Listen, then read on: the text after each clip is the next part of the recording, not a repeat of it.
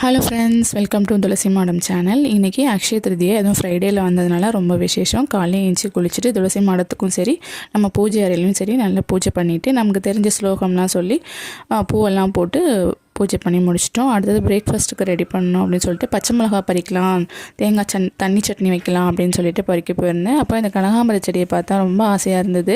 எங்கள் வீட்டில் முன்னெல்லாம் நிறைய செடி இருக்கும், இப்போ ஒன்றே ஒன்று தான் இருக்குது. யாருக்கெல்லாம் அந்த கனகாம்பரம் பிடிக்கும் அப்படின்னு சொல்லிட்டு சொல்லுங்கள்.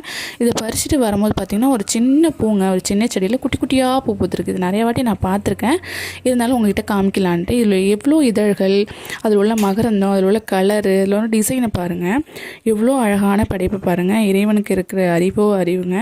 அடுத்தது பார்த்திங்கன்னா நல்ல பூ போல் இட்லியும் நல்லா தேங்காய் தண்ணி சட்னியும் வச்சு சாப்பிட்டுட்டு பிரேக்ஃபாஸ்ட் நல்லா என்ஜாய் பண்ணோம்.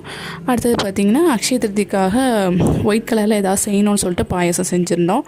அவ்வளோதான் ஃப்ரெண்ட்ஸ். இந்த வீடியோ பிடிச்சிருந்தா லைக் அண்ட் ஷேர் பண்ணுங்கள், சப்ஸ்கிரைப்